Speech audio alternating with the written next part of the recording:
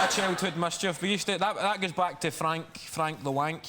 He was a chip shop owner, and me and Frank the Wank developed... I don't think Frank the Wank knows that's his name. Francis, probably. I'd imagine he's in some sort of correctional facility these days, so it's cool.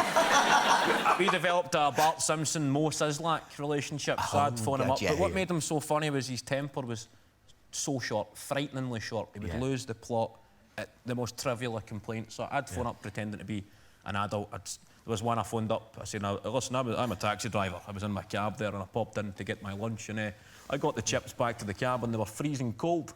And that was what it took for Frank the Wank to start screaming, well, you should have fucking said something at the time then. Come down to the shop, hiding behind the phone, you think you're a hard man. That was his customer service skills. That was how he talked to the customer who pulled chips. And he once threatened to... He was quite poetic in his abuse. He'd mastered abuse. He threatened to rip my spine out and poke my arsehole with it. That was... So you're 15, you've got an old BT Cellnet phone up. Burning top-up cards on this guy. So we phoned... That was the taxi call. He's going, I'll come down to the shop and say something, and I had a sort of... a master stroke. I thought, all right, well, I will come down to the shop then. I'll be outside in 5 minutes. We'll fucking settle this like men. Giving him a bit of Frank the Wank talk back. Yeah. So I told him I'm on the way, look for a black taxi. 5 minutes, I'll be outside, hung up the phone. Then I phoned a local cab company. And, hi, taxi, please. It's going to Frank's. From Frank's, going and that was it, a couple of minutes later. But when that's something like that gets set up, I immediately go back to the anxious child, because I was nervous, my mates were loving it. Yeah. Like I've almost set up a Tarantino movie scene. Yeah. The Wank's going to beat this guy to a pulp, an innocent cabbie, and my heart's racing, I'm ready to phone back. They're grabbing the phone now, you're not cancelling it. Oh, no. And then the taxi showed up, toots the horn, but what made it tragic was the taxi driver done a wee sort of playful toot. He was just a nice guy. And it didn't sound like the sound of a man down to settle a score. It was a wee... Then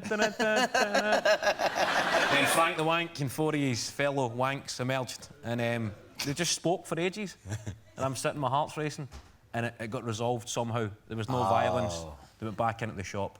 Then I felt confident again. I phoned Frank the Wank and called him a shite bag. And that was it. Well, you haven't seen him for 15 years, but he's here tonight.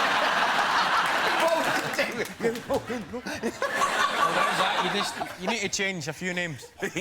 Yeah. I genuinely took a wee look there. You never know. No, don't be trace Frank the Wank. I just Google Frank. No, don't Google Frank the Wank. No. Make sure you delete your browsing history if you Google Frank the Wank. Now, you're going off on tour again next year. How many nights are you playing Glasgow? 14. 14 nights in Glasgow. That's... 14. Did you... And here. I was playing here.